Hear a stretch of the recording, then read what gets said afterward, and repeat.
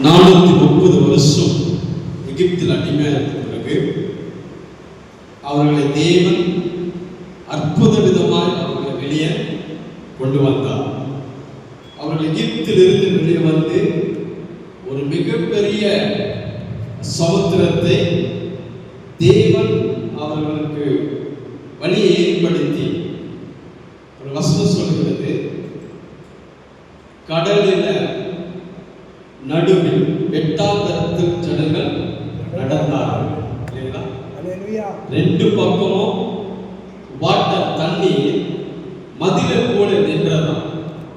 அவ்வளவு பெரிய அற்புதமாய் செய்த தேவன் இந்த ஜனங்களை அற்புதமாய் வெளியே கொண்டு வந்து அதை கடந்த பிறகு அவர்கள் சூர் வனாந்தரத்தில் புறப்பட்டு போய் 3 நாள் வனாந்தரத்தில் தண்ணீர் கிடையாமல் நடந்தார்கள்.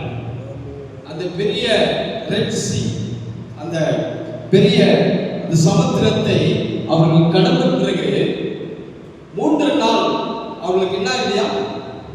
தண்ணீர் இல்லை.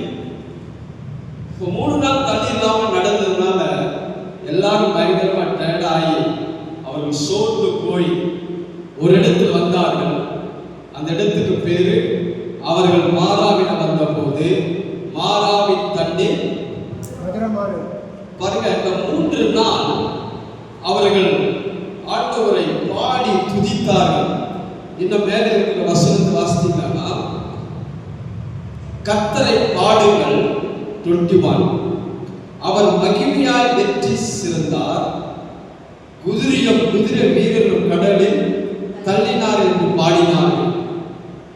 ஒரு மிகப்பெரிய ஒரு கொண்டாட்டம். அவர்கள் 3 நாள் அந்த செலிப்ரேஷனை பண்ணி முடித்து 3 நாளைக்கு அப்புறம் அந்த கொண்டாட்டம் மாறிவிட்டது. இப்போ அவங்க வாழ்க்கையில் அவர் வந்த இடத்துல தண்ணீர் இல்லாத போது மாறா இடத்துல வந்தார்கள். மாறாவின் தண்ணீர் கசப்பா இருந்தது. அப்போ தண்ணீர் இருக்கிறது, ஆனா அந்த தண்ணீர் கசப்பா இருக்கு, குடிக்க முடியல. அப்போ 3 நாள் தண்ணீர் இல்லாமல் வந்த போது அவர்கள் தண்ணீர் இல்லாமல் கஷ்டப்பட்டு, அவர்கள் வியாகுலப்பட்டு, அவர் துன்பப்பட்டு, அவர்கள் இப்போ பிரஷர் யார் மேல கொடுக்கிறாங்கன்னா 24வது வசனம் சொல்கிறது, அப்போது ஜனங்கள் மோசேக்கு விரோதமாய் முறுமுறுத்தார்கள், எண்ணத்தை குடிப்போம் என்றார்கள். பாருங்க, 3 நாள் முன்பாக தான் ஒரு மிகப்பெரிய ஒரு அற்புதத்தை தேவன் செய்தார்.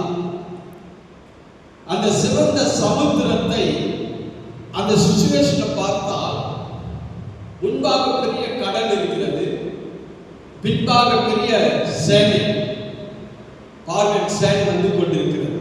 அவர்கள் போவதற்கு வழியே இல்லை. ஆனால் தேவன் அவர்களுக்கு வழியை உண்டாக்கினார். கடலை பிளந்தார், சமுத்திரத்தை 2ஆக பிளந்து அவர்களை கடக்க செய்த தேவன் இதெல்லாம் செலிப்ரேட் பண்ணிட்டு 3 நாளைக்கு அப்புறம் அவர்களுக்கு தண்ணீர் இல்லைன்னா இப்ப யாரை முறுமுறுத்தார்கள்? மோசே. பாருங்க, ஏன் இதை ஆண்டவர் இதை கொண்டு வந்தார் என்றால், அவர்கள் வனாந்தரத்தில் நடக்கும் போது அந்த வனாந்தர வழியால் போக போறார்கள். தண்ணீரும் கொடுப்பது யாரு? கர்த்தர் தான் கொடுக்கணும், எல்லாமே கர்த்தர் தான் செய்யணும் அப்படின்னு அவர்களை விசுவாசிப்பதற்காக தேவன் இந்த ஒரு சிச்சுவேஷன் அவருக்கு அனுபவித்தார். ஆனா இவர்கள் தண்ணீர் இல்லாதபடி இப்ப பிரஷர்ல யார்கள் போட்டார்கள்? மோசே. அற்புதத்தை பார்த்த இஸ்ரவேல் ஜனங்கள் இப்போ சின்ன ஒரு பிரச்சனை, தண்ணீர் இல்லை, அவ்வளவுதான். பார்வனை